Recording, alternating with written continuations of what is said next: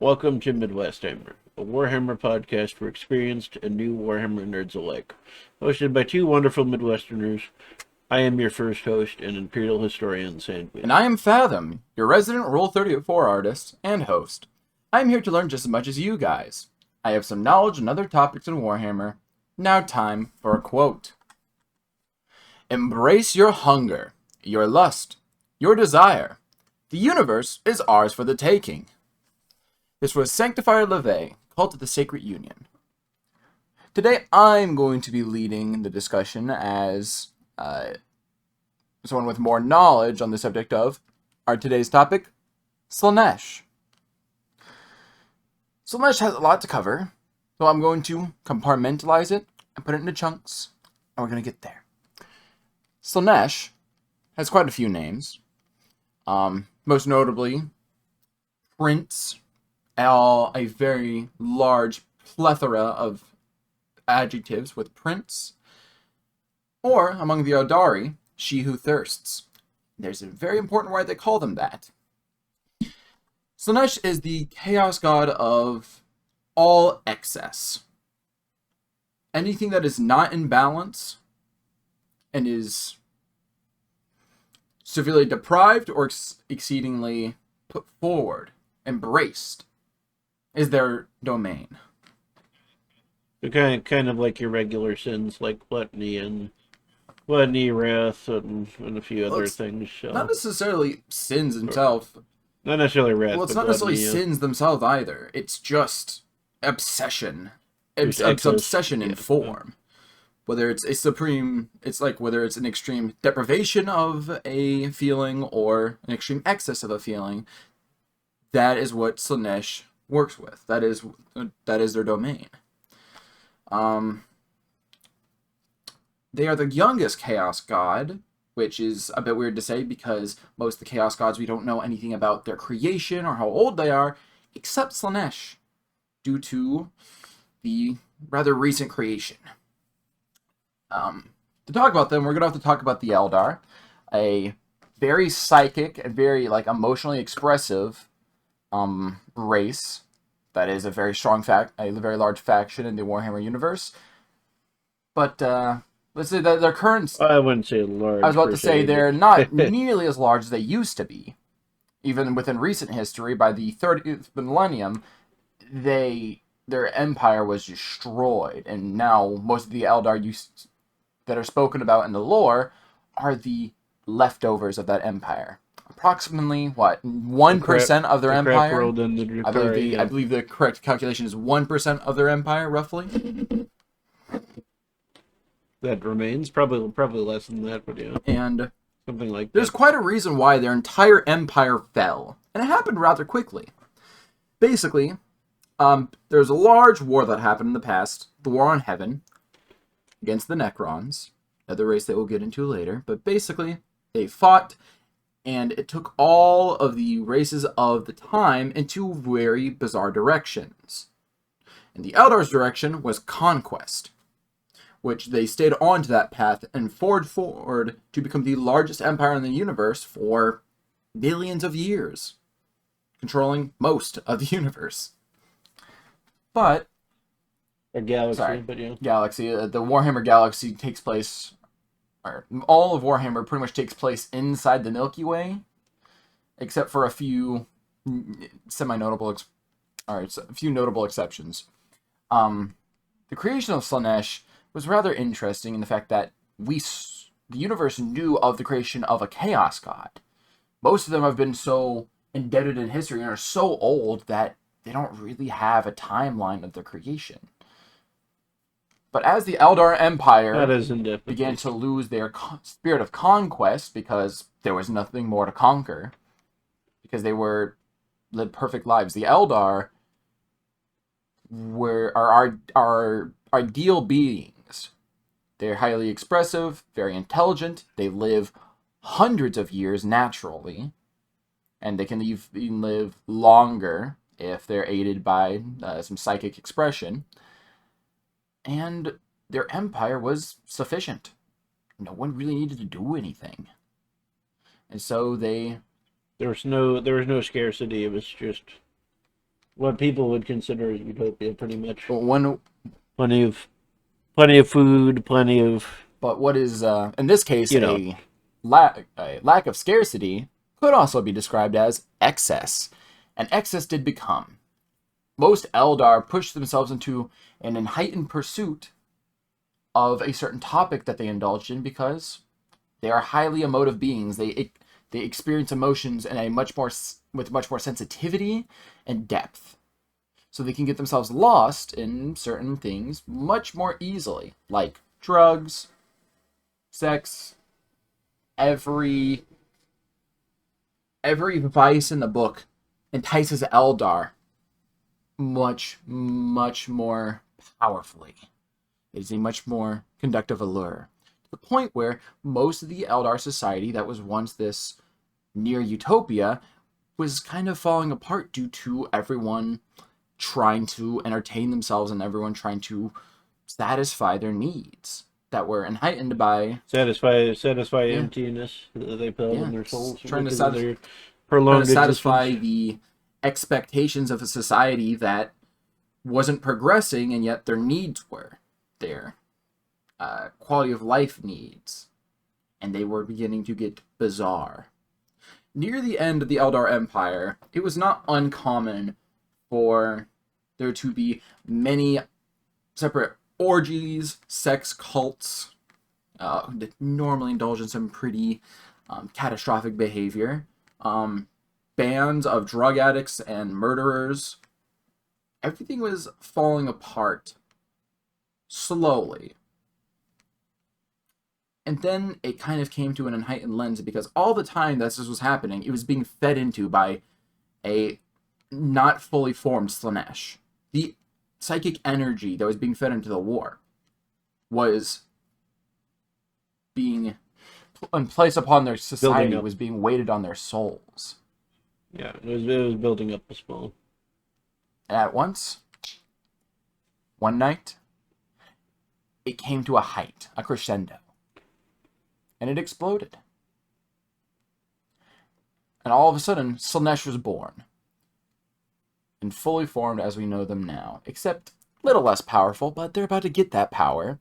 And even in their less powerful state, their immediate decision is to kill the pantheon of Eldar gods. Just to give this of note, gods can be formed by a civilization's faith and emotive needs. If they emote themselves and they have expressive souls, they put their energies into the warp, and that often can collect once they concentrate that energy and enough of it, they can create gods. The Eldar, being a very large civilization, had an entire pantheon of very powerful gods. They were on the border of like actually being. I mean, a lot of them actually did walk with the Eldar at certain points. I mean, towards the end of the Eldar Empire, a lot of the faith in these gods kind of waned a little bit because I mean, obviously, you spend your whole life living in excess, not following the codes of your religion, and not being a kind of being an unreasonable like living an unreasonable existence. Eventually, those gods are going to get angry with you, and you're going to get angry with them, and become disgruntled at just the idea of worshiping gods that don't allow you to kind of indulge in this excess. So, towards the end of the Elder Empire, they had less faith in their gods, which their gods were still around, and they did exist when it all happened. Until they very quickly weren't around, because Slaanesh very quickly murdered the entire pantheon of Eldar gods, except for three notable exceptions. Or those who know the series well, you might know that the warrior god by the name of Cain. Yeah, I got it. Cain. I got it. I know, it's just helping you out a little bit. Cain was fighting with Slaanesh, and it was a rather even battle until the chaos god Khorne just kind of randomly introduces himself into the situation, absolutely murks Cain, and then goes on to fight Slaanesh. And this doesn't kill Cain. Cain just gets shattered into a bunch of smaller beings so that they eventually come to be known as Basically, avatars. all the other like gods were absolutely destroyed. Nothing of their presence has remained except for Cain, who instead of being just dissipating into the universe or being consumed, they were just broken up into shards, which manifest themselves Yep. as avatars when met with like other psychic Another beings. another gods did escape as well. There's Siagorath who escaped into the Eldar webway, which is how the Eldar moved around outside of the warp, or separate from the Well, the warp, pretty webway much. is more of the like it's a carving out of the warp. Of safe Yeah, passageways in the warp, basically the yeah. warp. But the Just to give a general description of this, because I know this term is used a lot in the series, and you're just thinking, oh, it's like the immaterium. It's just a different thing. It's another dimension of the Warhammer universe. It exists. it's basically It exists along like it exists over. It is an overlap. I don't want to say this. It's like another layer of their universe that is overlapping the material realm. It is everywhere, Yes, and it's the Eldar, during their millions of years of technological development, found out how to carve out paths in the warp, because traditionally the warp does not follow the laws of space, time, energy, nothing. It is pure emote. It is a collection and stream of emotive thoughts from conscious beings. Or at least that's what affects it and shapes it. And it naturally is a terrible place to be. Because, yes, it's the exemplar of emotions in a very dangerous and brutal galaxy that does not favor, well, anybody really. So and so, Sheogorath, or Sheogorash, not Wrath. Siagorath is No, for everything. Sheogorash is right. Sheogorath is the Skyrim god. Siagorath. It's besides the Anyways, point. he is their trickster god, god of anything deceptive, and so they're smart enough to just escape and run. Now, there is another god that technically survives, but is not in a good state. It's their god of harvest and, like, natural And embracing. life. Or, like, yeah, natural enlivening. And that is Isha, if I'm not Yes, mistaken. Isha. So here's what happens to Isha. It's a bit of a weird story. Basically, they are defeated by Slaanesh, but Slaanesh decides to take them prisoner instead of just destroying them.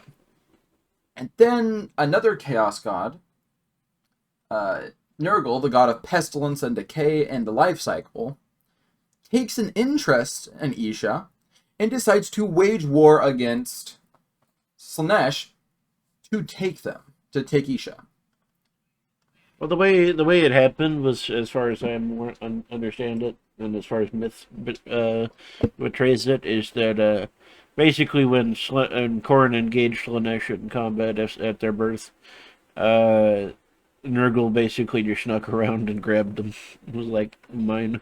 Not necessarily. It's not. It didn't. It happened afterwards because like Slaanesh took them prisoner, Yeah. secured them in their realm, and then Nurgle randomly just came in and said, "I want Gim." Now it does make some sense because if you tear away a lot of the negative perception about Nurgle, the two rather share similar themes. Nurgle, They do. Nurgle's like centered around like death and decay and disease and the ickiness of nature, but if you tear away the like human conception of these things like the insects, the disease, you realize it's more about the cycle of life. And Isha is a natural goddess about life. So Nurgle just steals her away, and now there's no other gods to protect the Eldar from Slaanesh, so Slaanesh literally just consumes 99% of Eldar souls. Like again, that rough 99% figure, or that 1% figure, there's the 99. Their souls were immediately consumed by Slaanesh, having no other protection. And let's just say that takes Slaanesh from being a fledgling chaos god to equal of the other three. yeah. So the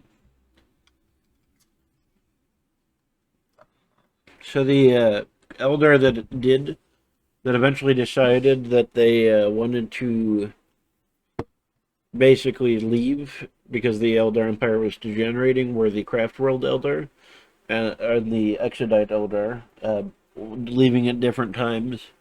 The Craft World Elder basically live on massive world ships, which we'll discuss later in a And I separate episode. believe, And the Exodite Elder are basically just primitive dino riding Elder.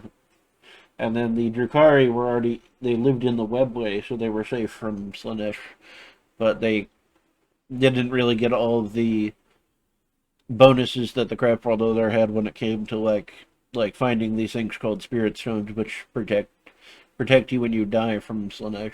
So they just have to they basically appease Slaanesh in a certain way. They torture people and do a whole lot of other unsavory things. So to just stave off Slaanesh. And Slaanesh lets them regenerate if they do it because it feeds into Slaanesh's power. So the Dark Eldar essentially feed into her power. basically, It, it's a little confusing because, like, the Spirit Stones are another subject, but basically, now that I know we're focusing a lot on the Eldar, but the fall of the Eldar Empire and the way that they currently the exist heavily feeds into yeah, what created Slaanesh and is the beginning of their timeline. the Eldar are essentially the people who created Slaanesh, so they are very important in their existence, and they also are essentially the rival race to the Eldar. They absolutely despise each other. Slaanesh and the Eldar do. Well, I mean, Slaanesh is more just feeding for their souls, but in a way, the Eldar are trying to stave them off no matter what. So It's a bit confusing, but basically, Spirit Stones are like soul gems. They hold the souls are not quite evident, but the psychic and emotional energies of the being that died, it keeps them from going into the warp, which, how to yes, describe this? Normally, and like, detection in the warp is rather limited because it's such a confusing and confounding place, following very few natural laws and more of just the efforts of every living conscious being that feed into it. But Eldar souls are very potent because of their psychic potency. So, every time they die, they are very easy to identify by Slaanesh, and they're just immediately swallowed up and killed. Or not killed, but like, yeah, yeah. without a soul gem or without any of the other ways that they're getting around, or not soul gem, a spirit stone or any other ways that they get Yeah. around that. So The Yanari, which is the cult or sorry, not the cult, which is the sect of Eldar that have found out they about can the be Spirit described as a Stones. cult. They use them primarily just to keep that energy out of the warp, contain it within the stone, and then use it for their own purposes. They have a few interesting ways that they use that. We'll save that for the Eldar The episode, but the the craft world elder are the ones that found yeah. the stones, but the Yanari are the worshippers of the death god, and that's an episode for a Yeah, different the time. Eldar, we're going to be leaving off the Eldar, but now we're focusing on Yes, as Slaanesh. much as Now that possible. Slaanesh has existed, it brings forward a new era of decadence. It also brings forward a little thing known as the Eye of Terror. Basically, this giant psychic opening, this breach from the immaterium into the material realm, just from the pure amount of So psychic energy that's being so let's say the warp is say you have two pieces of paper you're holding together, or holding apart and about an inch away from each other. So you bend that top paper, and then that would be the Eye of Terror, is the point where those two contact. So it's the place where where the warp and the material realm kind of interject with yeah. each other. So And they come into yes, contact. and the Eye of Terror is a very concerning thing because it is a massive outlet for immaterial beings to not necessarily become material, but to manifest. Manifest. Yes. because basically we're going to cover demons here, but basically demons follow a few very simple rules. They need psychic energies that relate to them to be summoned. Basically, if you want to summon a demon of Slaanesh, or if you want to just bring it in the Materium, you need a lot of decadent energies. You need energies of excess, and you need Yes, you need to fall into your gluttonous habits. You need to torture people. You need to have a lot of pride, and you need to basically double down on take all of those feelings, double down Yep. on them, triple down on them. You know what? Fuck it. Go to 11. But what about 12? Anyways, basically, you need the emotional energy that is centered around excess. And when you give them enough, that is what they feed on. Because generally, they can't exist in the immaterial without, or they can't exist in the material plane without energies from the immaterial plane. Similar to how you might imagine like an elemental in other lores, in other series. They require Kinda, yeah. a unnatural energy to exist. And then, as they're there, they drain that energy. And while they're there, generally they wreak havoc of some kind. They will try to spread the influence of their chaos god with the god they follow, with every inch of their being. Being is a more accurate term, being that they are made of their essence. Demons, generally, depending on your demon, is not made from material plane beings. Technical flesh, yeah. I mean, they can be basically hosted in flesh, but once they die, they dissipate. They go back to the warp. That's usually how and then it's basically like having a respawn timer in, like, let's say Rainbow Six or Call of Duty or something. Like, you get shot, yeah, and you gotta wait a minute. You gotta be like, oh, I'm on hiatus for a bit, and mind you, depending on how powerful the demon is, this hiatus could be like, weeks, or like this particular individual we're gonna talk about later. They're the demon prince of Corn, Ingron. His respawn timer is like 8 weeks, 8 hours, and 8 or 8 days and 8 hours. So he comes back pretty fast. He comes back on a bi-monthly basis. It's something like that. It might be or dual monthly. Technically, it's a dual monthly basis. It's 8. But basically, you peeked the wrong door, and there's a space screen behind it. These beings don't die. They just go back to the warp unless they're exorcised. It's just the thing. Most of the time, it doesn't happen. Generally, they just die. Or sorry, they just get transported back to the warp. Even if you use their true name, all that does is banish them for a little longer. Yep. So they will come back eventually, regardless, unless you literally destroy their being. But in their essence, which only one individual in the existence of mankind that we know of has been able to do that, and that's the God Emperor of Man. So yeah, I think that's some propaganda. Anyways. Well, it's believed that Horus's soul doesn't exist anymore, so. And there's been evidence to that, which we will discuss in later episodes. Probably the Emperor's Children one, or the Sons of Horus. Oh, the Sons of Horus. That sounds better. Anyways, planning aside, basically these are not, most of the time people are able to become demons, although it is much more rare than just being a being manifest of the psychic energy that your god relates to. Yes. Otherwise known as just being made out of psychic energy. Pretty much. They don't follow the normal rules of physics in any regard. They have their own funny little bit of chaos logic or warp logic. Getting into the base unit of Slaanesh's army. So, like, the thing you would see all the time, pretty much. They're called demonettes.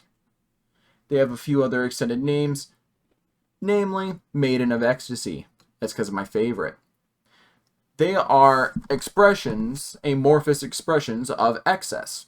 Repulsive in the fact that you would never want to look at them. They are hideous. But also, literally at the same time, the most alluring thing you've ever seen. Yeah, they're the excess of both. Basically, It gives you how do I want to say this? For all you professional watchers at home, imagine Monster Girls.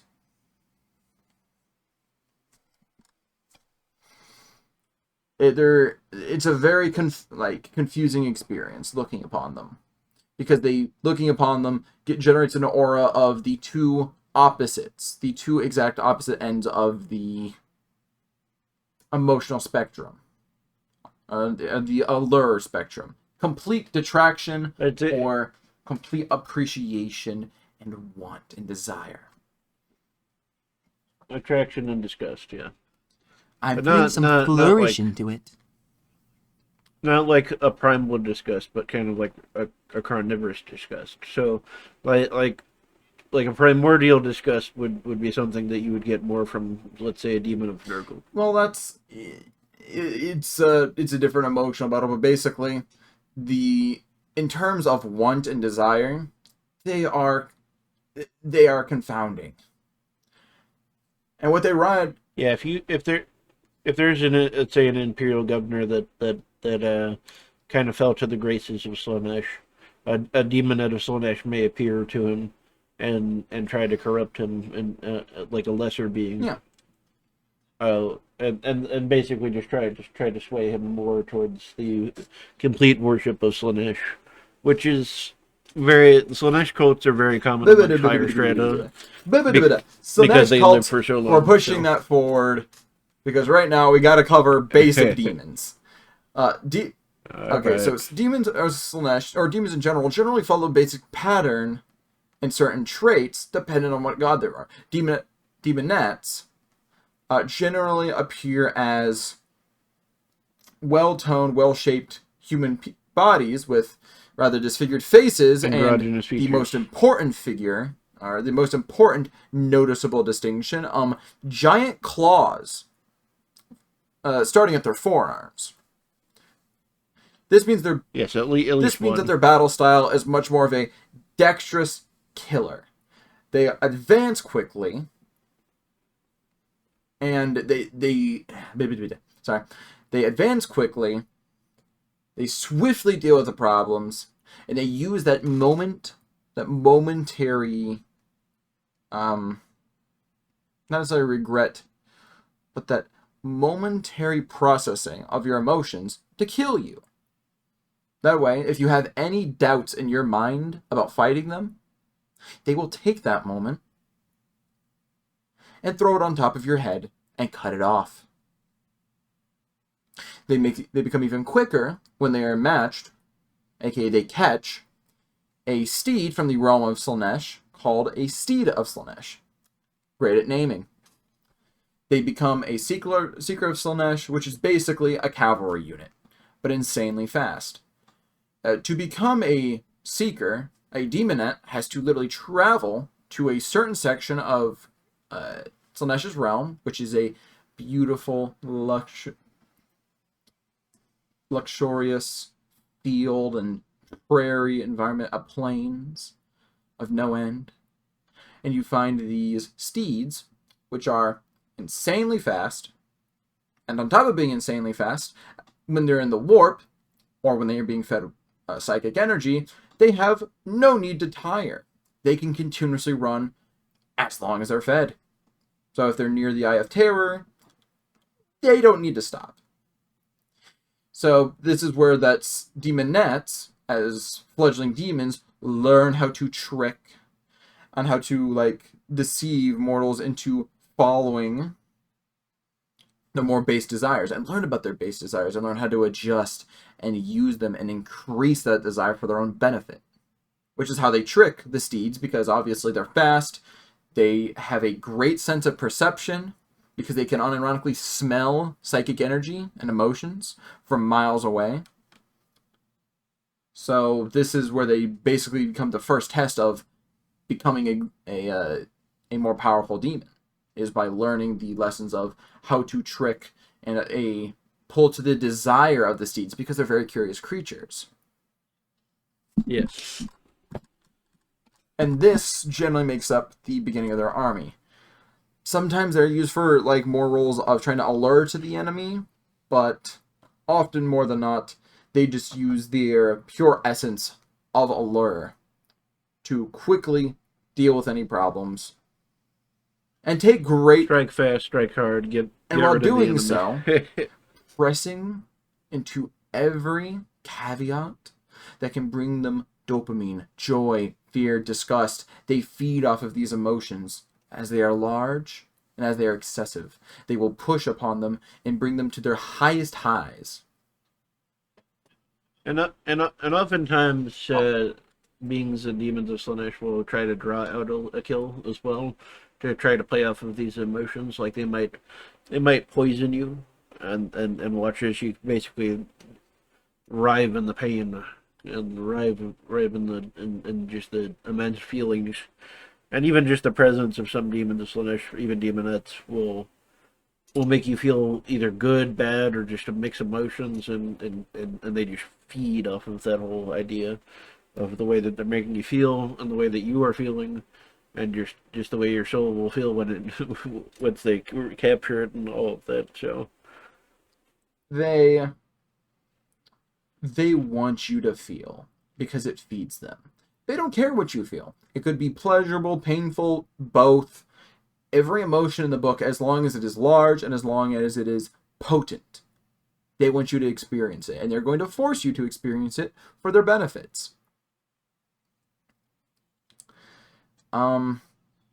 yes,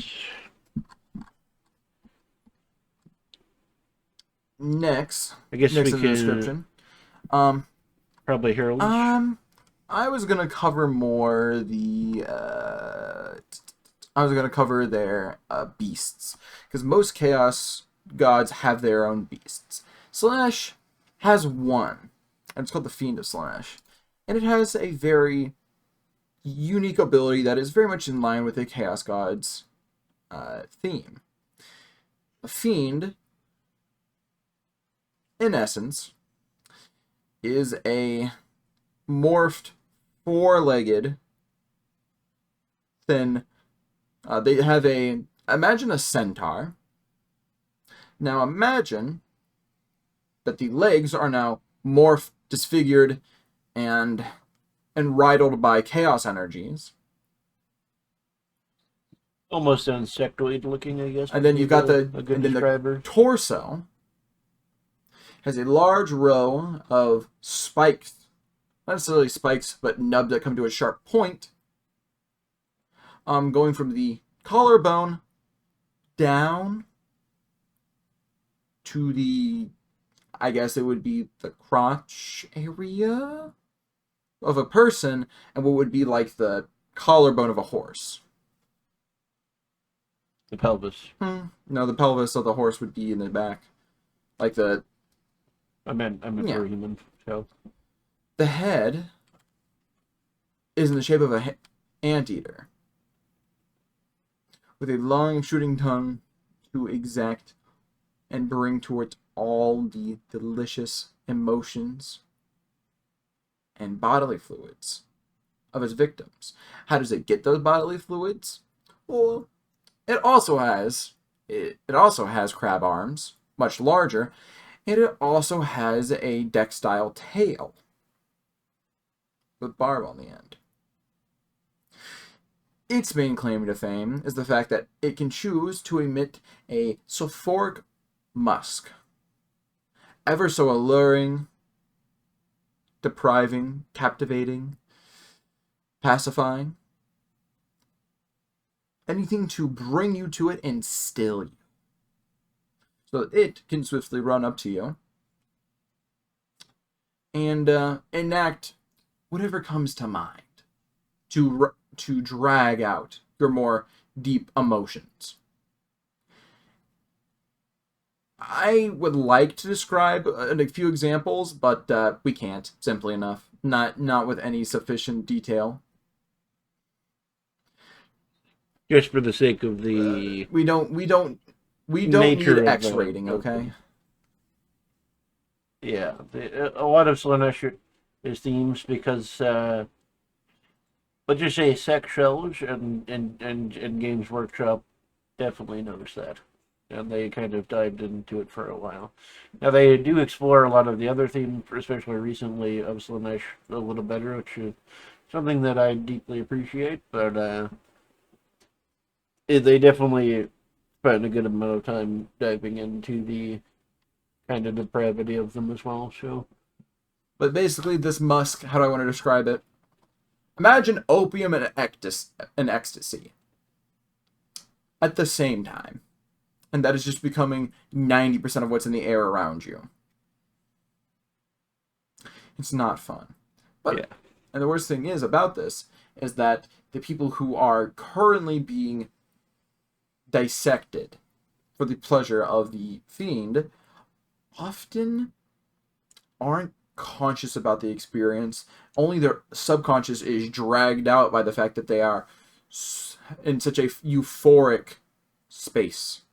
That the very air that they breathe drags out all of their deeper emotions, all their deeper pleasant emotions. Meanwhile, they are experiencing mortal terror. yes. This is the combination that Slaanesh likes to reach. This is the pinnacle of their works. To make you feel every major emotion at the same time, and not only make you feel it, but enjoy it themselves and be fueled by it.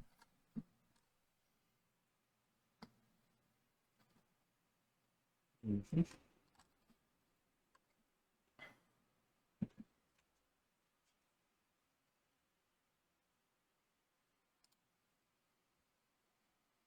Anyways, moving on from the fiends. Let's talk about some of the other lesser demons. Now, this is going to be a rather brief section because there's not much to write home about, but it can show an interesting interpretations of the message of Slaanesh and their whole theme. Yes. We have the ruinations of imperfect beauty. Now, a ruination is something that most gods have in some form. Not necessarily in name, but in practice. A ruination of perfect beauty, or just otherwise known forward as a ruination, is, I don't want to describe this, it is almost a Zinch-like being that its entire purpose is to push artists and completionists and perfectionists to their limit, while interceding their work with massive flaws to create the confounding emotions of trying to reach greatness. They build covens of 6 figures that they drag in. The coven is not a literal thing. It is more of a group of 6 people. I'm going to get to why it's 6 people. If I'm not mistaken, though, the reason why these numbers are 6 is because the holy number of Slaanesh, which every chaos god does have a number associated with them, is as far as I'm aware 6, right? That's why it's 6. Covens aren't literal like spaces, homes. They are a group of 6 people that are their prey, the people that they deceive, the people that they push forward in their pursuit only to put in essential flaws into their plans to confound them and disturb them. Because they are already obsessed. They can predict the fact that these people will draw on and press forward and give their all to try and make perfection in their arts and their works. And the demon understands this and has a very essential understanding this and knows that it can get out more emotion if it puts forward obvious obstacles, I should say, and then underlaying that, starts putting in cracks and chips into their works that the people themselves won't notice. They'll put in deep, untenable flaws that will ultimately cause the plans and the works and the arts and everything that they've come to work for to fail and tumble and decay. And the demon is orchestrating this the whole time. enjoying the entire experience, and feeding off the energy that they exude from their obsession, from their lack of restraint. They do this with the entire coven, and they have a great sense of timing in their planning, because at once their plans will reach a pinnacle of both positive and negative emotions. Generally, this is the work both being recognized for something important, and while doing so, it failing, or being destroyed, or hurting others.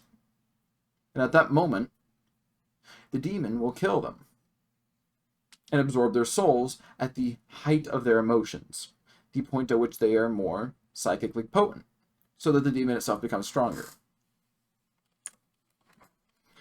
Anyone who obsesses about their work has such a dedication that they themselves will allow themselves to be consumed by it are possible targets of ruinations.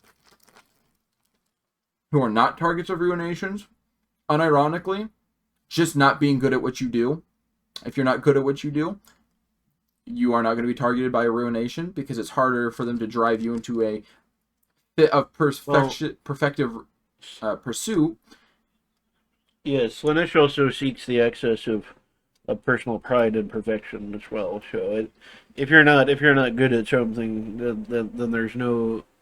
You may not take as much pride in what you do, and then you may also not be as excessively perfectionist about it. So Slaanesh will look at that and go, "Oh, well, that's not But interesting." unironically enough, the people that are often in these covens, aka these groups of 6 people, they can individually be saved if you kill their sense of their ego. If you give them, how do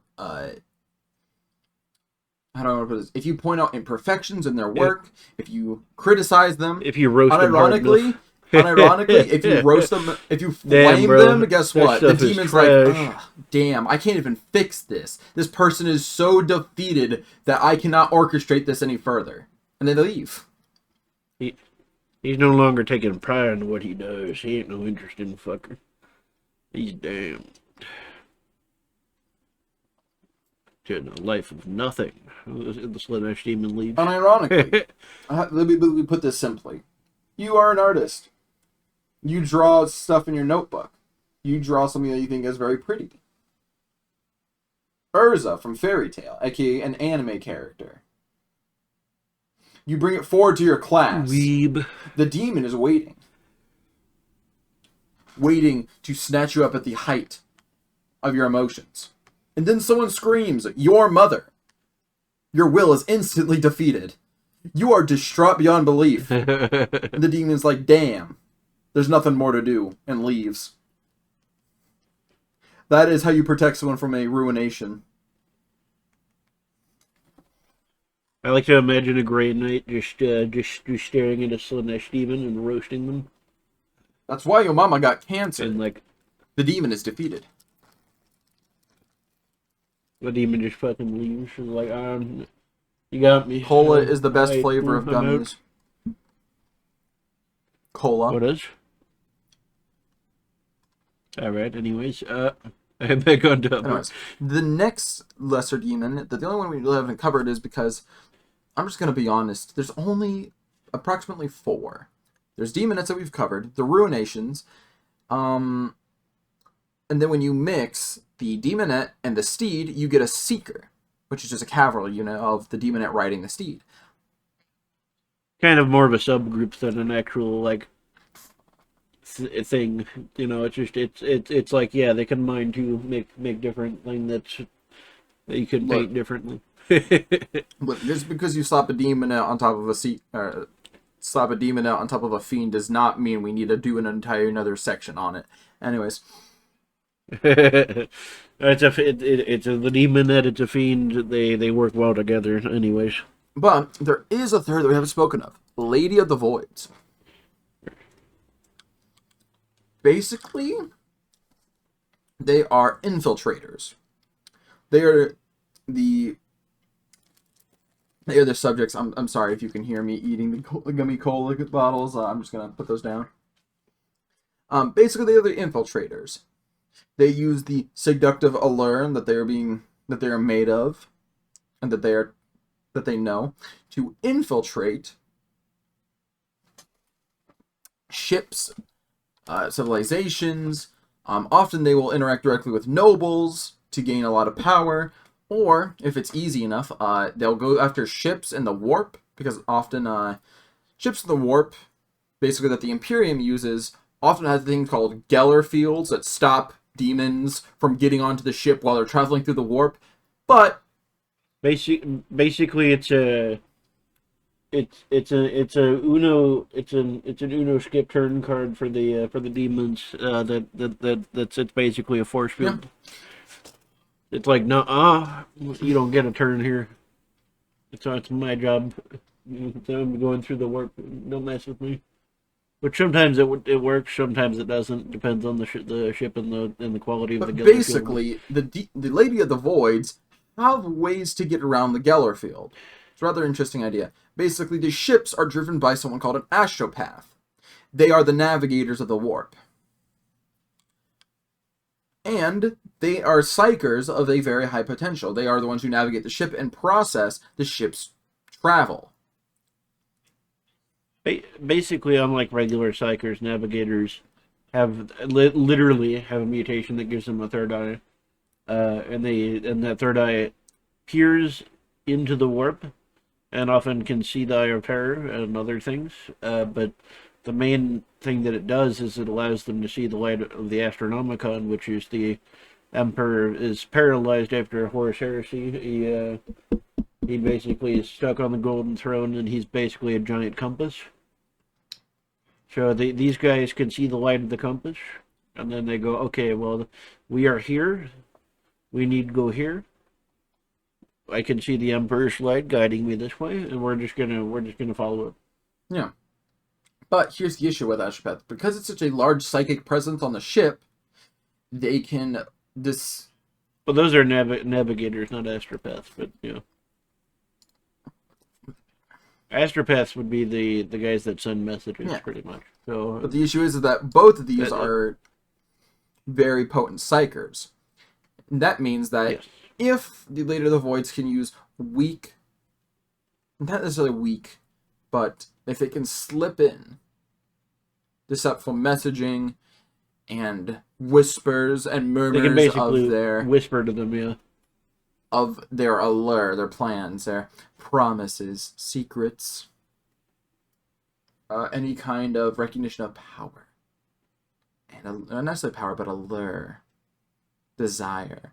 They will tug at everyone else on this ship. They will tug at every inch of open desire that you have with their messages. They'll promise you things. And the moment that these psychers feed a little bit too much into it and lend their psychic energy to these messages, the Lady of the Voids can just slip by the Geller field and directly possess someone. Yeah. There are other ways that the other Chaos Gods, primarily Nurgle, can get through Geller field as well. Some of them think it's dishonorable, like Khorne doesn't like cheating, so he's just like, I'll just wait for you to land your ship and then spawn demons with you. Or if the shield goes down, then maybe he might be like, all right, now it's time. But he's not going to try to sneak through. Now Nurgle and Slaanesh, on the other hand, will do their due diligence and screwing you over no matter what. Basically, this demon. But yeah, we'll try. No, you're Yeah, good. sorry. That's. I was gonna say we'll talk about Void Pucks later, but Yeah, no. Basically, this demon. How do I want to say this? It warps the flesh of the vessel it chooses, aka any human on the ship. Now that they're expecting the Geller field to work, so they don't really have any inner ship protections other than armed guards. But because of that, the Lady of the Voids ought to just warp the flesh. Warp. They shift and morph the flesh into parts that are recognizable of creatures and demons of Slaanesh, aka claws, heads, screaming heads, tentacles, tails, claws, wide agape mouths, claws. and the writhing cacophony of those noises often just encourage people to immediately self-harm. They will push these people One of to the destroy everything around them and have a destructive presence. And this is a very destructive aura that passes through these people and encourages them to absolutely deconstruct and break and express themselves in extremely negative ways. remember the silence. The silence offends Slaanesh is a one of the most famous quotes Yes. in relation to Slaanesh. And oh, the noises of Slaanesh work.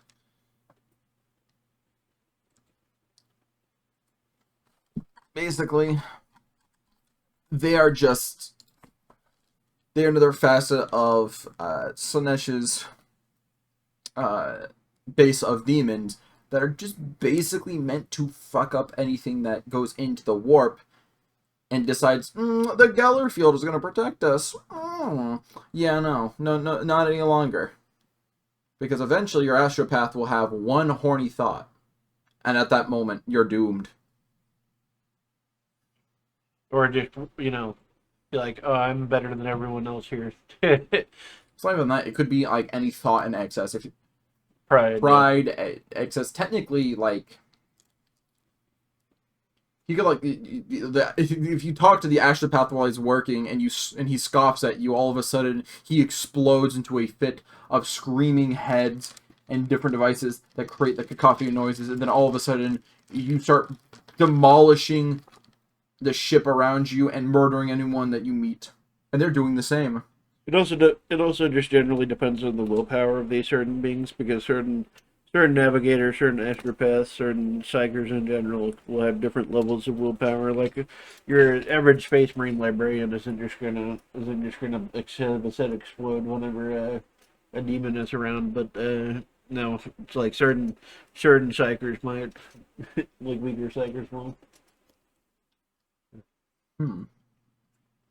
Or just become a demon portal in the case of some minor psychers. So just a warp portal. So yeah, it definitely matters the willpower of the individual who's being tempted. But continue. That's all there really is to cover about that. Now we're going to do the demonic heralds and then the greater demons. Yeah, heralds. All chaos gods have heralds. The role of the heralds in the armies depends on which chaos god it is. Now, for the most part, they're usually combat focused, but they also function as, I guess, generals would be the term for it. Like not necessarily the generals of full armies, but they function as unit commanders in a way. So if you have like 1,000 demons, there might be a herald at the helm of them. So, of Nurgle, of Slaanesh, or whatever. So, Corn. Continue. But what did you want to mention about the heralds, though? Basically, Slaanesh's herald has a bit of a tragic backstory. Basically, for the beginning of their existence, they were a demon that was basically a mix of an entertainer and a handmaiden for Slaanesh themselves. And they were the favorite dancer. Oh, you're talking about the chosen herald? So the basically the yes, main the herald? Mask of Slaanesh. Okay. Yes, the mask. The Mask of Slaanesh, for the most of their existence, before the trouble part in their life, they were just a pocket of being that served and entertained Slaanesh. And they did a great job with this. They were the favorite dancer. Until, unfortunately, they earned their ire.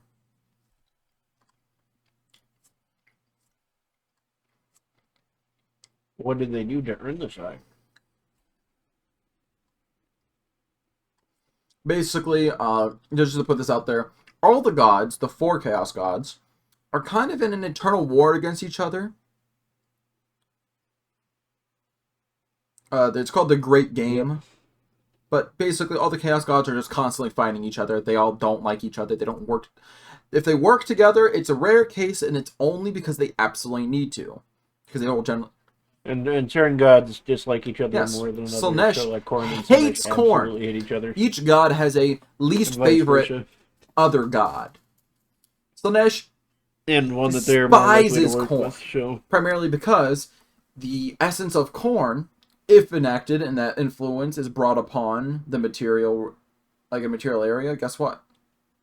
Slaanesh's influence is not there because they have completely clashing influence. while Khorne represents a swift, bloody brutality and they don't necessarily take. They might take some pleasure in it, but it's not like the main goal. The main goal is just violence. So Slaanesh, on the other hand, wants to take pleasure in that, and in ways that disgust what Khorne does disgust Slaanesh, and Khorne absolutely seethes at the idea that you would draw out a kill instead of just killing more. It's more of like the immediate, visceral, gut-wrenching feeling of murder and violence and extended violence and martial destruction. skill. Yeah, that's by your own hands, just through pure strength and emboldened will. and no cheating, no backstabbing, just Okay, we're not covering violence, Khorne just here. straight up. I'm staring you down. I'm fighting you, and then Slaanesh just will backstab you and all that. But basically, a lot of things that Khorne doesn't like. Khorne does not like the idea of stopping and being like, I like how this person bleeds. I'm gonna make them bleed a lot and watch it. Meanwhile, Slaanesh, Slaanesh absolutely hates Khorne, right? That's just how that works.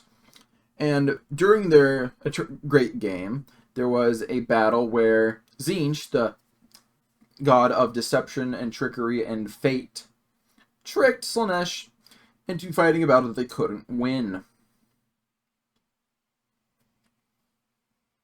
Yes.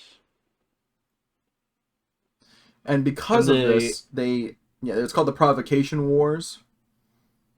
Mm-hmm. And then the mask tried to tried to cheer up Slaanesh, and I think Slaanesh took it the wrong way, pretty much, as far as I'm aware about the situation. Basically, Slaanesh had a sudden change in perception of the themes of this dance because they were so upset and because they were so, like, disheartened by the events of the Provocation Wars that the dance that the mask did was their best dance yet.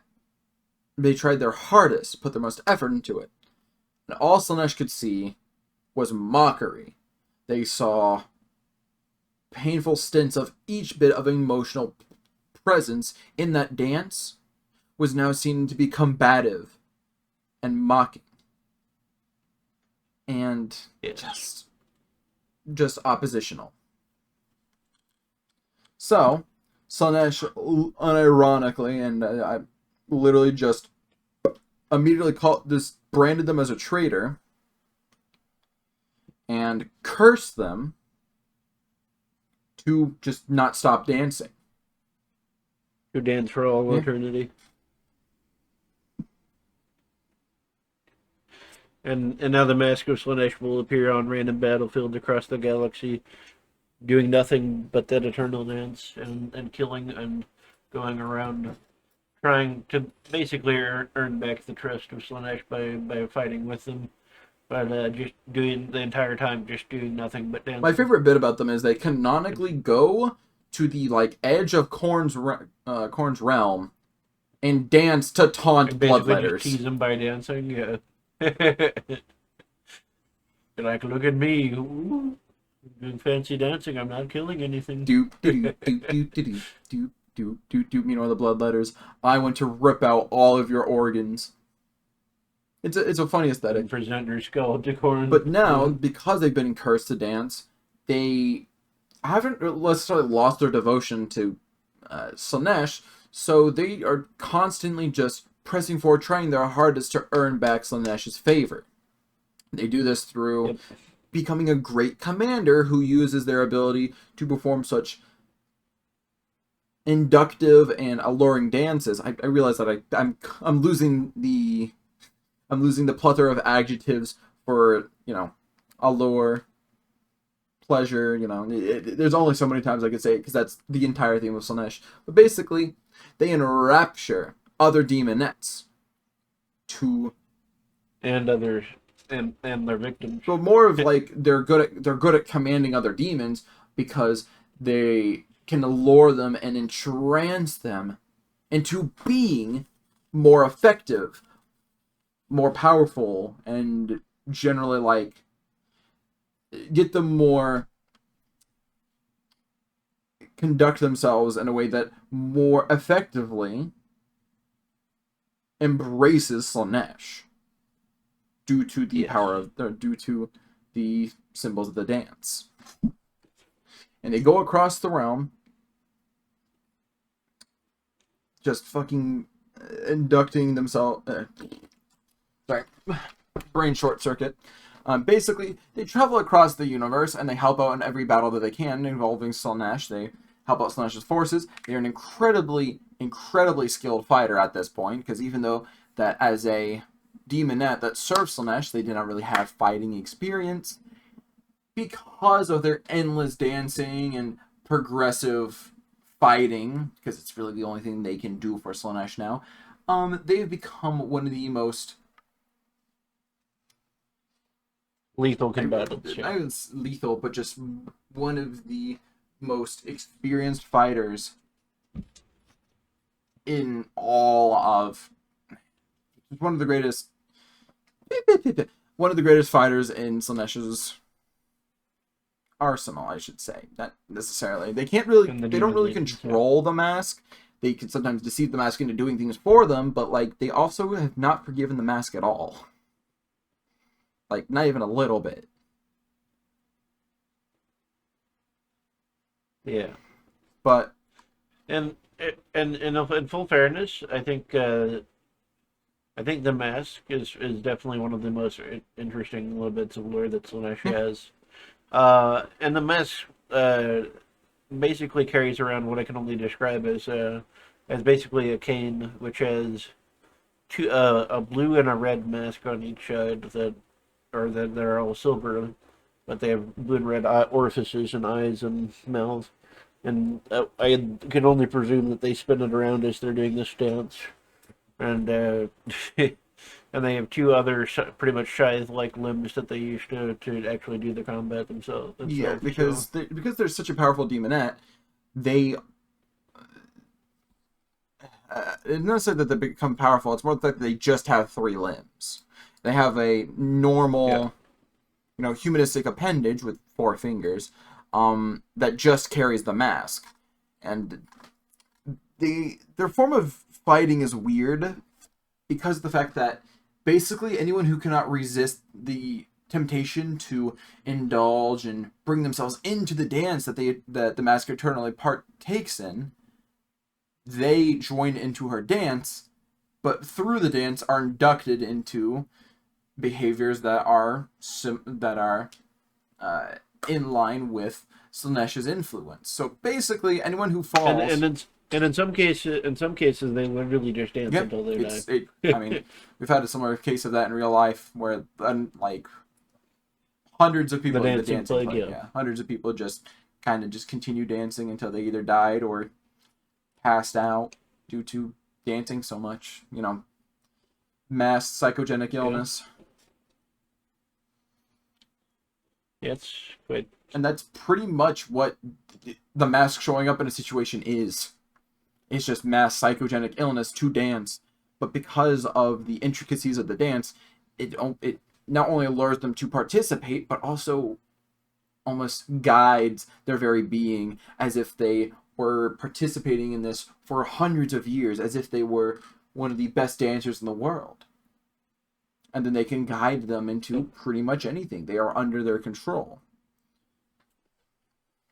So whatever they do end up fighting, is going to be very confused. Their dances are generally like their dances are not just like I don't know. It's just not like an idle animation that Slaanesh is doing. It describes and enacts the tales of Slaanesh history. Yes, so the history and birth of Slaanesh and all of the conquest and battles. It's pretty much just an active dance, like historical dance. So it is an interesting concept. The mask is definitely up there when it comes to interesting demons as far as Slaanesh is concerned. They do have other ones that are fairly interesting that might like play human organs as instruments and things like that. But yeah, and all of that kind of weird and creepy things that come along with it. But Slaanesh is very focused on the arts, the music, and loves artists and musicians, and that theme is kind of reflected in a lot of what they do. So there's anything you can take to an excess and just obsess over. But yeah. But do you want to cover the greater demon of Slaanesh? Or at least the... Basically, I did want to cover this about this character. Their two masks actually have a mechanical role. Basically, the golden mask represents the... Okay, I'll cover them in the logical order. The blue mask, the blue tinges mask, is called is used in the Dance of Dreaming, which represents the time before Slaanesh arose and, before the Eldar Society fell, which means that all of the performers, aka anyone in their trance, just becomes lethargic and falls asleep. And the Dance of Death, which is the golden one, which is represented in the golden one, basically causes everyone to act erratic and self-destructive. Yeah. Either way, you'll end up dying. Slaanesh actually has a section of demons in their legion that are just dancers, but they are killers. Dance killers. Dance fighting. Yes. You remember it from Jumanji, the new Jumanji remake, the first one. Dance fighting! Very strange reference, but yeah, I get it. It's the dance fighting skill, reference. Yeah. Why do I have such a high skill in dance fighting? That's what is dance fighting? Imagine having your head crushed between Scarlett Johansson's thighs as they throw you to the right, but instead of Scarlett Johansson, you're talking about a horribly muddled and disfigured being of pure chaos energy. Hey, don't compare Mama Scarlett Johansson to a demon at all. I mean, how different are they really? I'm sorry. Scarlett Johansson is my dream woman, alright. But she married me right now, I'd be like, oh god darn. That is cool. Yeah, you would follow Slaanesh in like 5 minutes, huh? We would just have to get like a ginger demonette, and you'd be like, oh god damn, for real, no cap. I don't know, man, but corn is so cool. And yeah, but you wouldn't get there because it would literally a demon head would literally just show up in your window with a ginger wig and red lipstick, and you'd be like, "Is that you, my queen?"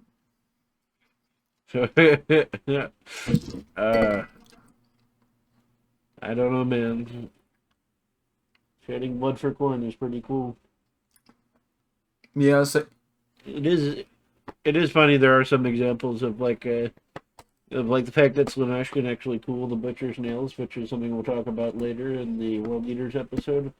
But so basically they can cool the rage of corn if you're weak-willed enough. So it is an interesting concept for sure.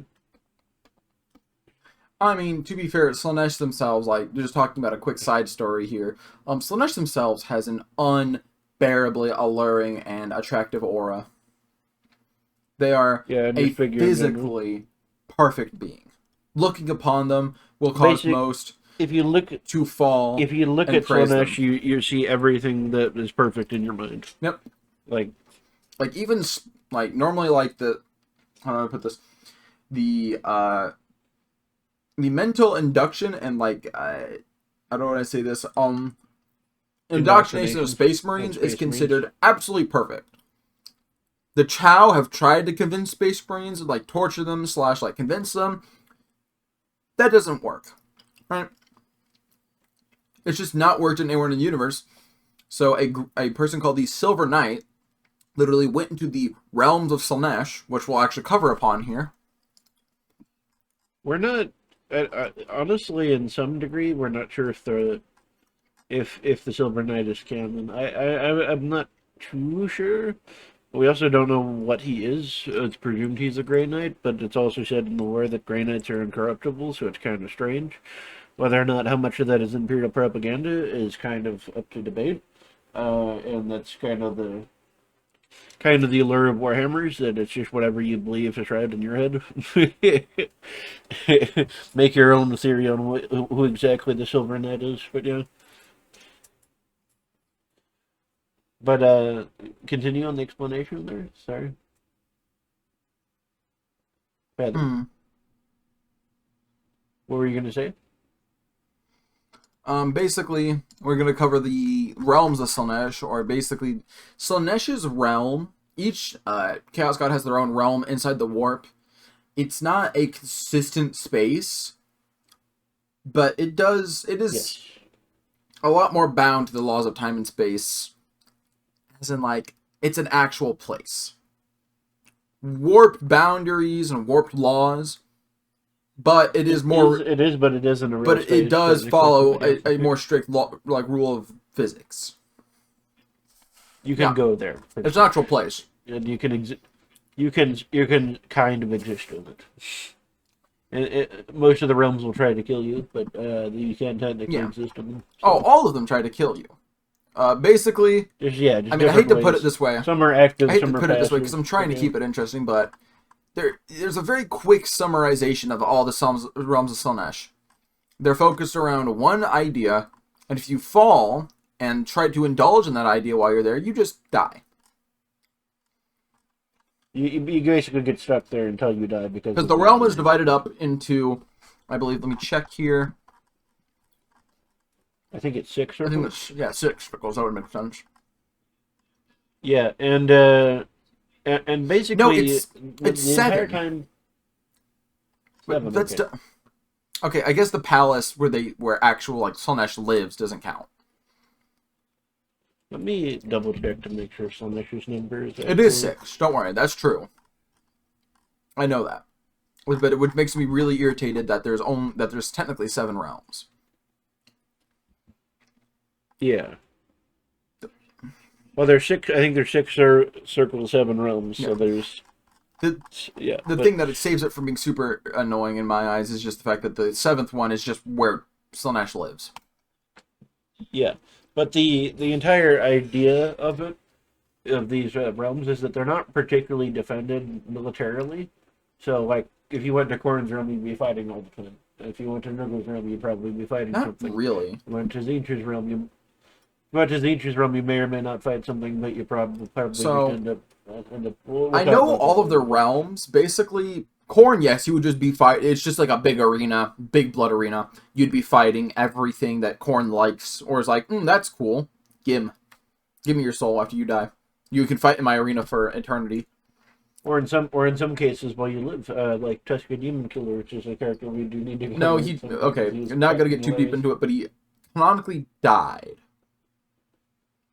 He died, and then Khorne said, "I like you," and then revives him. It's an orc thing. It's funny. Orcs are a completely bizarre thing we're gonna have to cover later. But so far, there's like 6 There's 6 realms, and then where Slaanesh lives. The first one is the excess of riches. Basically, the first. Okay, I don't think I've actually gotten to say this. Slaanesh's realm is broken up into 6 realms. Basically, there's 6 separate planes. Rings, yeah. Ring is a better description, actually. And basically, to get to Slaanesh, you have to go through each and every one of them. Starting with the realm that is simply known as Excess of Riches.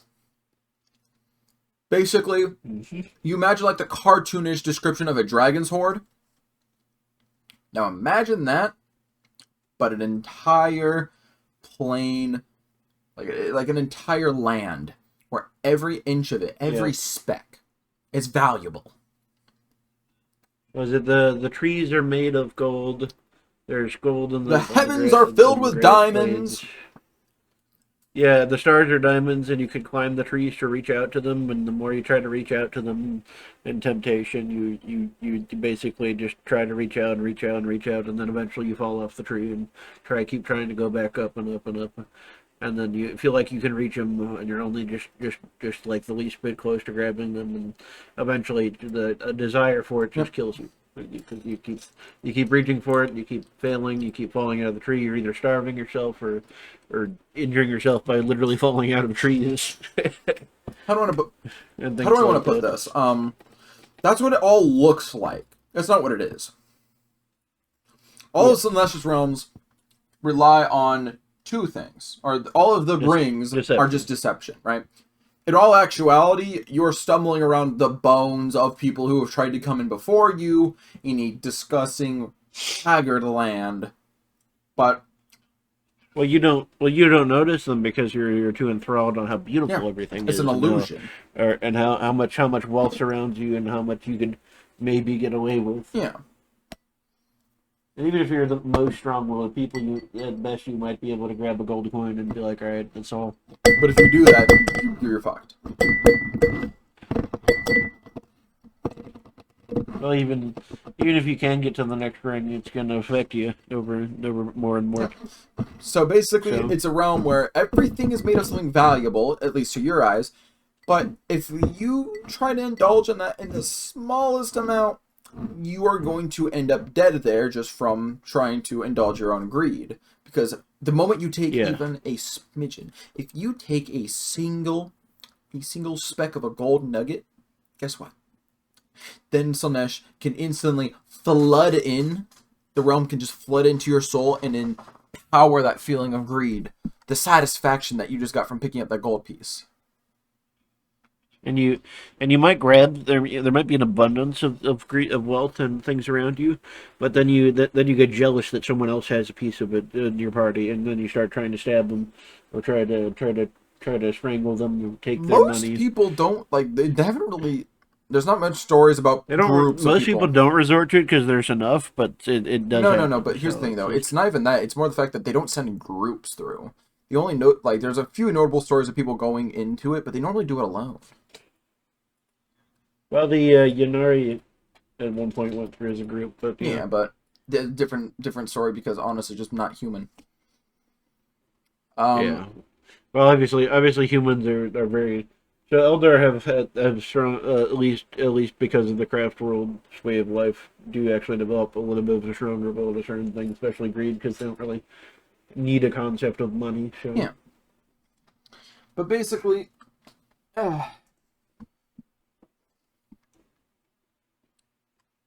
everything.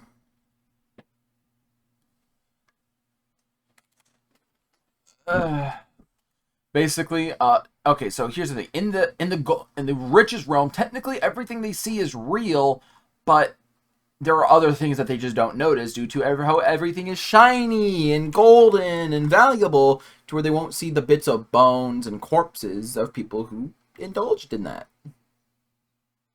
Yep.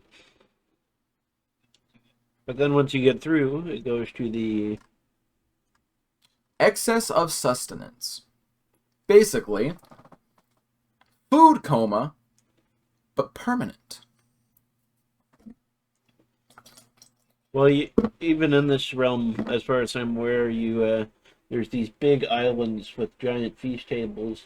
So before you even get to it, you have to pass through those, and I'm pretty sure the water you'll notice is wine. So the first test Not is drink just to get past is just to not drink it, get past the wine, and then you have to get to one of these islands, and then you have to not be tempted by the massive indulgent feast. Even if you're a little bit hungry, you'll get pretty much just hook, line, and sinker down because the food is so delicious, the best food you've ever had. And obviously if you taste the world's best food, you're like, oh, or the galaxy's best food, you're like, oh, I should maybe eat this. Universe's best And food. then you keep eating and eating and eating and eating. You just grow, you bloat, and eventually you just die. Yeah, you just die. You do. Yeah. Basically, It might take a very long time, but you will die. basically, feedie porn until you die. Whoops. Whoops. I'm using this for a subjective context of what is going on. Okay, we move on. Anyways, edit that out. Anyways, but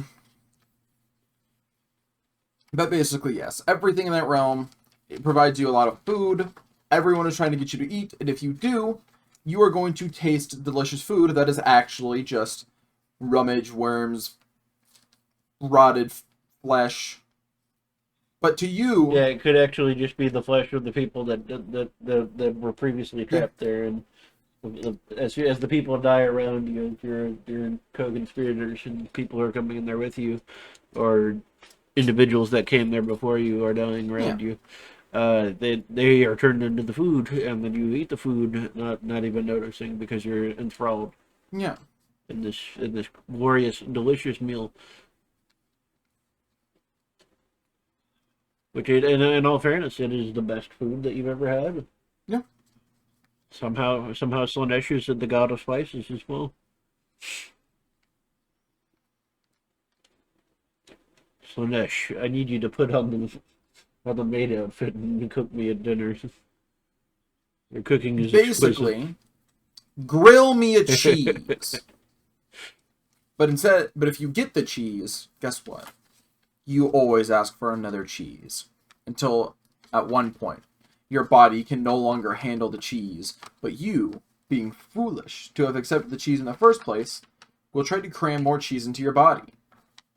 You will have a cheese overdose and die, and be made into another grilled cheese. For the next idiot who comes along and tries to consume it. I like to put diminutive terms on it, but like, it's perfection. It's the excess of perfection gluttony. in this form.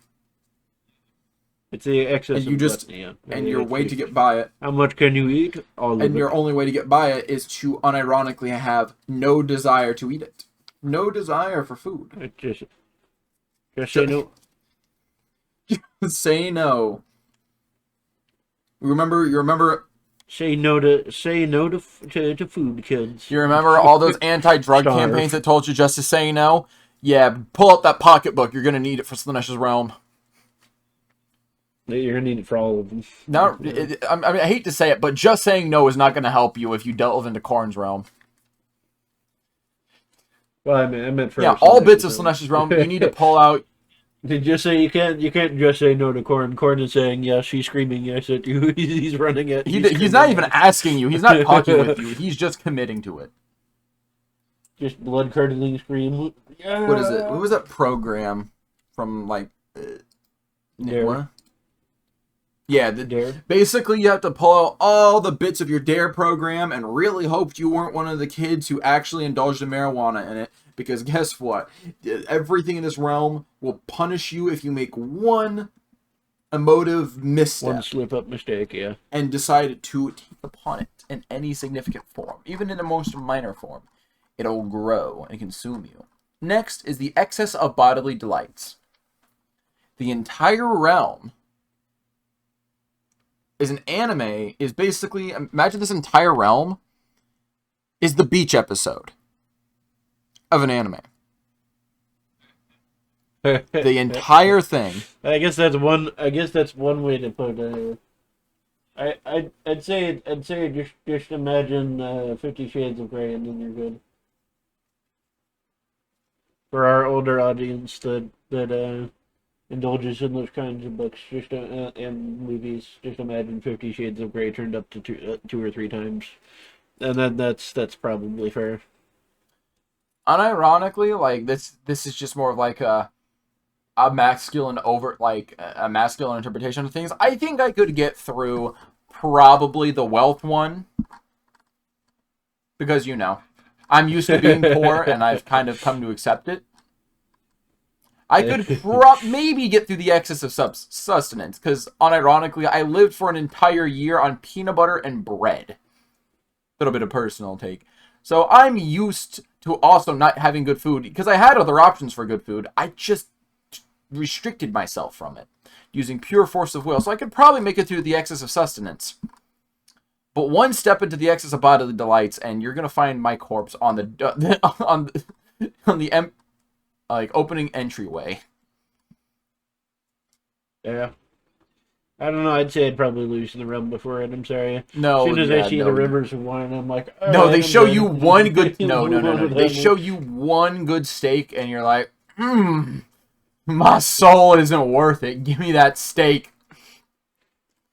Show me one A5 Wagyu ribeye, and it's like, all right, guys, I'm dead. Like Yeah. you know you're gonna die. You're very conscious of the fact, but you're like, that Wagyu though.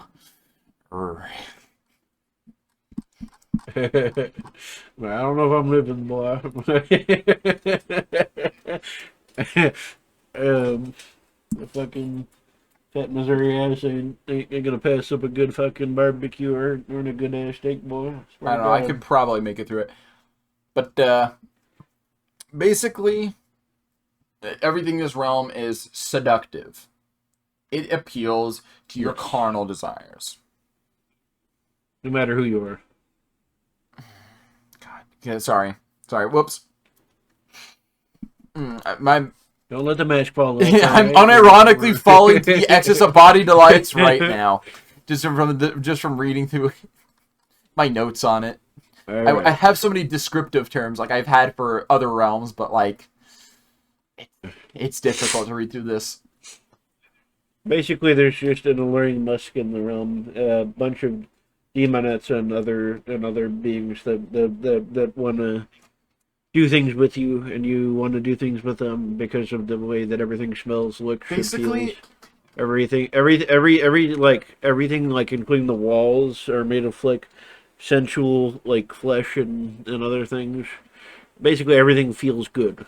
Everything feels good on your body, on your skin. You basically feel like you're being wrapped in a big comfortable blanket, and then basically like there's things and people around you luring you to join them, and this entire realm is a in a portrait forever. of intrigue and comfort and lust. appeal and Lust. intimacy. Everything is drawing out your baser desires, revolving your crotch, or involving and just your body in general. So and it's involving like their lust feet. and Let's it's be lust- honest. Anyways, It's lust, comfort, and pretty much everything in between. So, and it is, in all terms, for what you see, beautiful. Except that soft, plush intimacy that you feel is because you are being intimate with the drawn out skin of other human beings that are making up these tents. I don't want to describe it. It's not like there's not a lot of solid structures. If I had to describe the visage, it would be like an ideal Woodstock. Like a fire fest. Not necessarily a fire festival. No permanent structures. Tents. basically, Freedom. it's a music festival where the tents are made out of flesh and everything, and there's everyone's high on drugs that make you lust and try to dive into. So hypothetically, if we wanted, you're just surrounded by beings. so hypothetically, if you wanted to recreate the excess of body delights, you do is you take a fence around a small music festival, like get a crop duster and fill it with hormones and like MDMA, not MDMA. What am I? No, ecstasy. There we are. ecstasy, probably. We do not. We do not condone these actions, nor should you try them. This is a consumption of ecstasy. hypothetical. This is a hypothetical theory that helps give a better mental image of what this is. Anyways, and then after you dump all that, while everyone's distracted, you send in subliminal messages to everyone who's there to break their normal conceptions of morality. Yes. so that they're all very comfortable and very intimate, except that some of them are being murdered to be turned into rugs. Pretty much. But let's move on to we got to move on to the next. We've had our bit. Yeah. Describe the realm well enough. So on to the next ring, I guess. The excess of adoration. This one is more of indulgence in pride and accomplishment. So this is the soldier's realm, pretty much. Not This necessarily is if you're a nice soldier or a general or just a family man. If you're basically anyone who could be admired by a group of people that you desire to be admired by, you will basically see the ideal of that. So you will see, if you're a general, you'll see people parading and celebrating you. If you're a soldier, you'll see basically the same. This realm is, and you'll be awarded medals, like things like for that. like an extremely summarized version of it. This is just a realm of fallen of the fall of leaders. Anyone who wishes and works for the praise of other people. It's the excess of pride, pretty much. I'd say it's Not a necessarily good describer of it too. pride, but just like praise. Praise, and well, I mean, you get pride from being praised. So in some ways, yeah. Basically, So odds are is if you were a soldier or something, then and you're able to stave off all the other realms and things like that. This one may get you anyway. Because imagine you work a career military service, and you're just basically saying the pinnacle of your career and your honors and everything like that. You're getting honored to the nth degree. basically, this is one of the more difficult ones because it's like more active than the others. It's like this is where like the realms start becoming more of a pushing out to you and dragging you into the illusion rather than just being present with like Yeah, it's basically a visceral hallucination. like with the other ones, if you really truly don't have an initial desire, like the realm, like the excess of riches, no one's there encouraging you or giving you riches. It's just that they're all there and you have to walk through them. Excess of sustenance, it's no one's dragging you in because no one really talks to you per se. There are like chefs that are described, but like they might offer you food, but they're not like eat. No, you can just separate yourself from it. Like, do you want? You can separate yourself from it. Excess of bodily delights, that is more of an intimate thing, but also you aren't like. That's where it starts becoming a little active. But the excess of adoration is where things become much more inductive and just swallow you into this completely like decorated environment towards the emotion that they want to compel to. Well, it also doesn't require like, let's say, relative human emotions to desire to be admirated. Like pretty much every being in 40K, including orcs, may fall under this. Like it's just the idea of being treated and admired as the big guy. You are the man, you are the woman, and you are that person. You are it. And it's and a lot of, especially people who have strong wills related to the other things that we've mentioned before, often are people looking for battle glory and and admiration from people. So like this realm may like none of the other realms would even remotely tempt a space marine. No, we're getting into the point where we might. And here's the thing. So the other realms have been like the richest one are all filled with riches because, you know, this is the warp. Creating riches out of nowhere is like very easy. The other ones are manned by demons who are pretty much the only other people there because, you know, even though it's an entire space is really wonky in this realm, space and time, but you exist consistently. Yeah. But this one, its true form is unironically just a plane of black soot. It's just a field of black soot where there's a heap of bones, and on top of that heap of bones, there are like people placing their bodies on a heap of bones as they stab into them who are just trapped in the delusion. The only way to get out of this realm is self-doubt. Like the other ones, if you have no interest in the things, or if you've already like reached a more internal consensus on these things, you could pass by them. Yes, Yeah. indeed. But this is the one where, Might be a struggle, Yeah. but you could. but this one is one of the most difficult because, It plays on pride instead. It plays on an objectively positive emotion as opposed to something which you can be seen as it's some negative. unironically it's So- not even just like pride. It just it preys on positive reinforcement. It is people telling you, Yeah. making you feel better about what you do, like justifying your actions and your existence in a very positive light.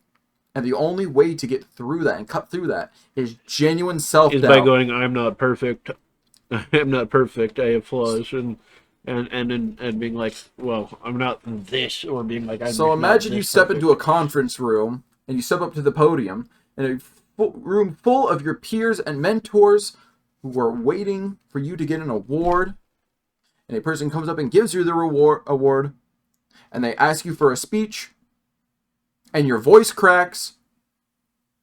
You have a quick bout of self-doubt, and then the illusion breaks. That's the way you survive this. The one before it, I forgot to do one for the excess of body lights, but I'll just keep it simple. By the Excess of bodily what? delights, aka the Yeah. potential one. Basically, you're just like, me no comfortable with that. Bye. I'm not horny today. Sorry. I will protect my virginity. Goes. Virginity is a shield. To space. Basically, the breed trend for the excess of body delights, you have to do No Nut November. Pretty Anyways, much. going to the excess of achievement. This is the next realm.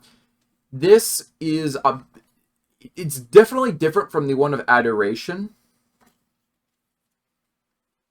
Like, it's like this is the one of pride.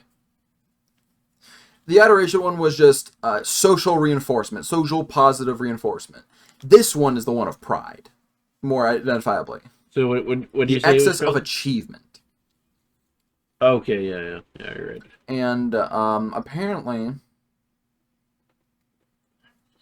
Those two realms are fairly similar, which is why I in some ways that annoys it's me. not but, because here's the thing: besides the one of adoration doesn't praise you for what you do. It just like reinforces your Okay. Basically, the previous one only works on just giving you positive reinforcement for your existence, just constantly feeds you pleasant interaction. While Okay. this one is like, yes, we are praising you for your actions, your work, your belief, your strength. Yeah, okay, so this is the one Space Marines Yes. call it. What's up? And yeah, This is the one I was thinking of. basically, this is like this realm is a forest. As you walk through it, it's a cartoonish, almost like fairy tale forest. It's nice, it's calm, it's inviting. It's like a walk through nature.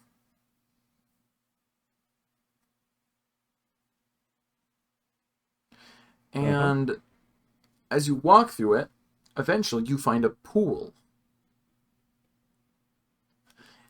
It is very mind-opening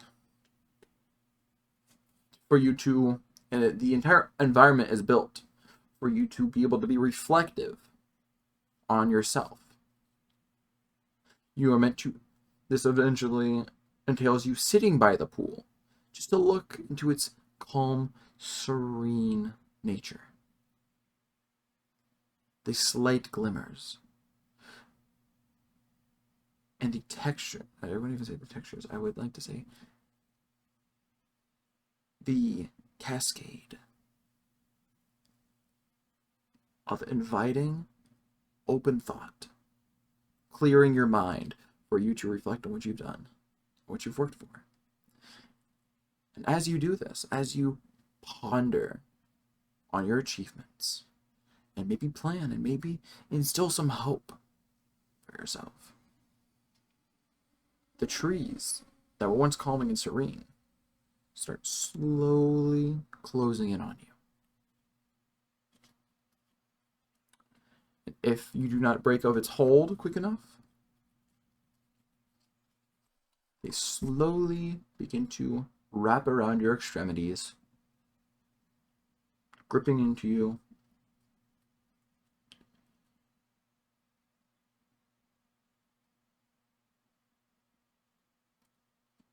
And traps you in place. And if you're still distracted by that point, and you do not break free of it, at this point it is generally too late, because now the water, that pool that you stared into, brought forward such thought, such intrigue in yourself, now takes the form of whatever represents defeat. And now you are stuck staring at a symbol, object, something that represents what you find to be defeating, to be crushing, to be failure. Yeah. And then the branches, the roots, the thorns that are now wrapped around your body begin to tear you apart.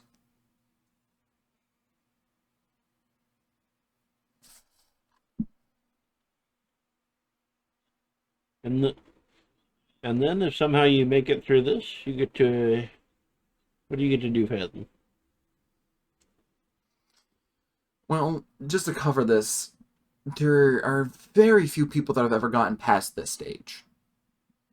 Because generally anyone who has the dedication to get to the previous stages generally work on the belief in themselves to get through and hold on to it as much as possible. So there's not a strict guide on how to get through this. Generally, the way to get through this is being content with who you are and what you're doing.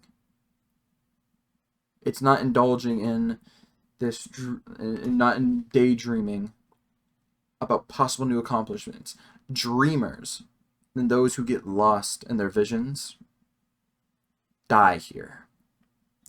And those who pass are those who close their minds off the distant possibilities of pleasure, stick to what's in front of them and what they know. The next level is the excess of repose. This is possibly the most difficult level, by far. And it's not necessarily because the level itself, the ring itself, is that troubling. It's more of the fact that you've had to make it through 5 realms already. Or 4 realms, sorry. No, 5. Yep. And this realm's whole purpose is to get you to rest. Take a load off. Allow yourself to recover from the stress that you have undertaken.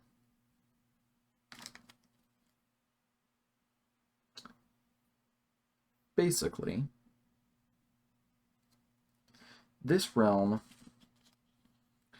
is what basically, how do I want to put this? It's what stops those who are very dedicated but are just not mentally willful enough to pass through. All these others could be fought by conscientious deflection. Yeah, and people just don't have the physical ability to make it through all this. Because you're probably walking for miles when you're doing this show. Like, I'm tired. I sit down. I wonder what would happen if you bring a vehicle. I don't know how well that would work because of the forest paths and water or wine technically, but Stimulants. wine. Stimulants do be kind of bussin'. Ocean of wine, but yeah. Yeah, the biggest issue with the raw food one is that you need to swim through the wine, don't you? Yeah, well, if they're not drinking it or failing to swim and To drown, be fair, I don't which would also be drinking it. drinking when I'm swimming. It makes me uncomfortable, so I don't think I'd fall to that. Yeah, but some people are like, oh, wine. Also, I just don't really like wine. Oh, it's supposed to be the best wine you've ever had. Yeah, but if So it's if going you're a into wine my, drinker, but you're if it like, goes into oh. my nostrils and my eyes, I'm like, ah! That should snap me out of it pretty quickly. Yeah, well, you gotta keep in mind, pretty much everybody in the Imperium drinks wine, at least all the like nobles and Yeah. things. So, which the nobles would have already pretty much died at the last realm anyway. So, Well, generally the one that's supposed to kill Greed. the one that's supposed to kill the leaders of the realms is the one of adoration, because it's just like, yeah, you did a good job. We like you for what, like, we like you. well, that's to say that they won't fail on any of Yeah. the other exorcists first, But yeah. basically, Which, like I said, greed tempts a lot.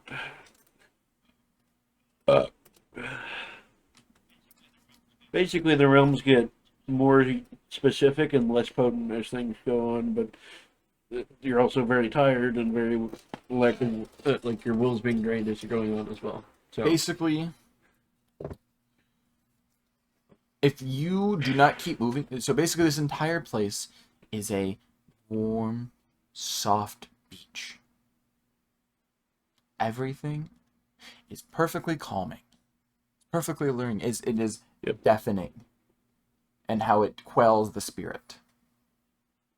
serene, calming, and beautiful. The other one was rather serene and like mind opening to allow you to think. This one is mind closing, because it wants you to fall. But if you asleep.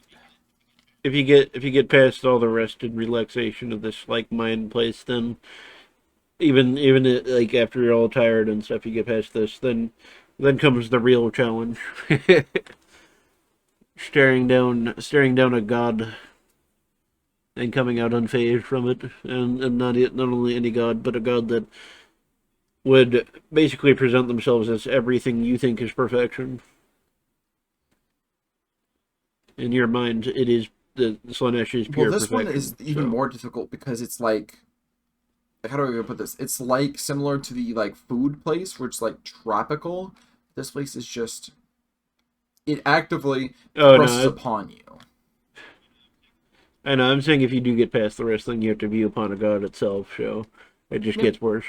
But the By one all of means. repose is easily the most difficult, even like compared to like gazing upon Slaanesh themselves. This is honestly more. I would say it's more difficult. I don't know. Well, Yeah, maybe. I agree, but disagree. I think staring at Slaanesh, like be seeing the utter like ailment of perfection, would definitely put most people in their place. So either way, I don't think.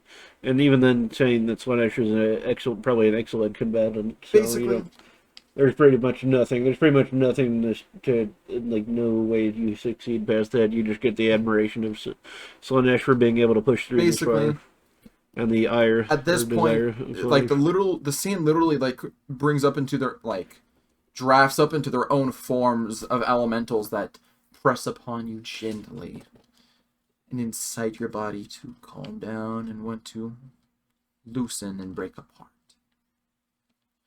Cherubs, unironic cherubs, come and take off your armor, which by this point, yes, you probably have all that armor, and all other belongings you own.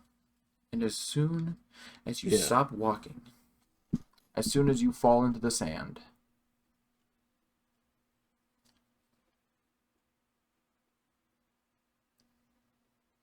you just kind of you just get basically, you just fall into the sand and get consumed by it. The way to defeat it is simple determination. Pushing forward, deflecting the feeling. I would be great at this place. I have sleeping problems. But my brain, it's not because like I have an inability to sleep. It's more that my brain, if I don't want to sleep, my brain actively deflects it. So I think I can do pretty well in this realm. Honestly, the adoration one is probably also getting me. Because, like, I'm just gonna be honest, social confirmation is a hell of a drug. And the achievement one, kind of, maybe. But now we're here. All right. So now we've reached the Palace of Pleasure. This is the place where Slaanesh actually presides. If you've survived all the previous 6 rings, there is no more challenge. One might expect that this place would be guarded with the best and most ferocious of Slaanesh's legion. But it is unequivocally incorrect. There's nothing stopping you from going inside. It is a giant, beautiful palace. There is not a single being made or with the intent of stopping you from going inside.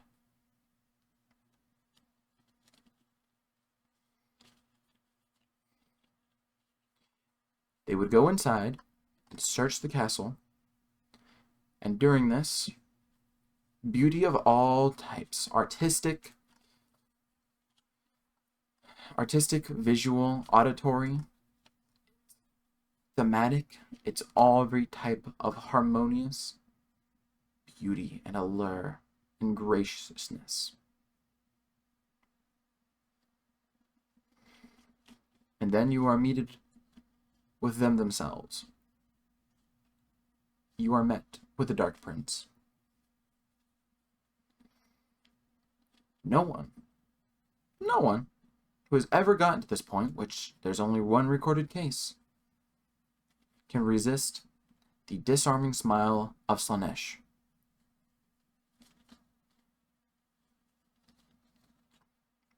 Because the face of Slaanesh is not a perfectly alluring body.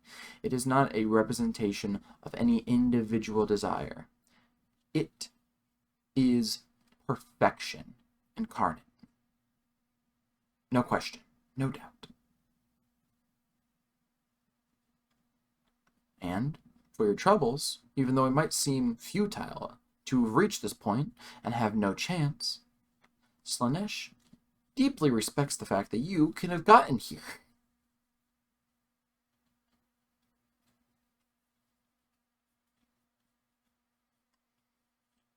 Basically, there are very few strong accounts of what happens within inside the palace.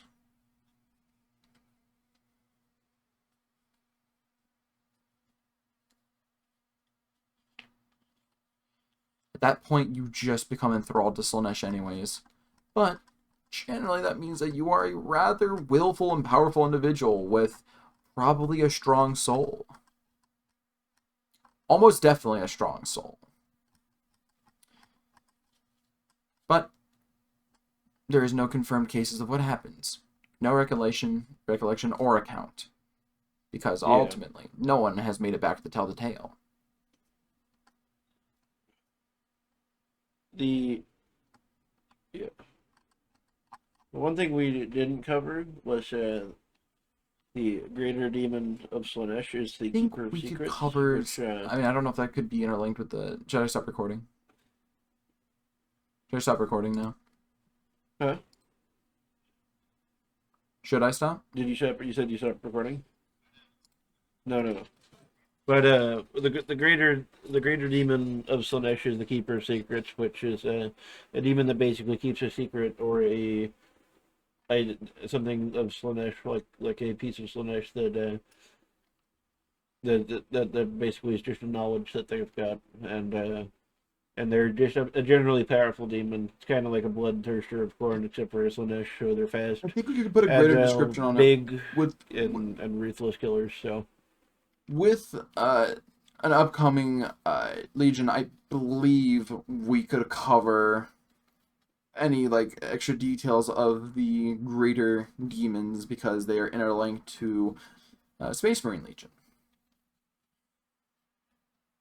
in some ways, kind of, but the we will get more into Slaanesh in general, and especially some Slaaneshi corruption in the next episode, which will actually be the episode where we talk about the Emperor's Children, like I said we would last time. But we thought it good to cover Slaanesh in between, just to give a little more context for the Emperor's Children, which is a bit of a spoiler, but one goes in hand with the other at this point. So everyone, you'll have a good day. This has been MidwestHammer. Patreon.com/MidwestHammer if you like what we're doing. Please support. Yeah, I bid you adieu. Fathom, I any just want to final say, words? have a good night. And as a lesson from Slaanesh, take full enjoyment of your day to day and every benefit, every boon that you are given in the day. You don't know when someone might make you pay for it. So enjoy it while it lasts. All right, and recording.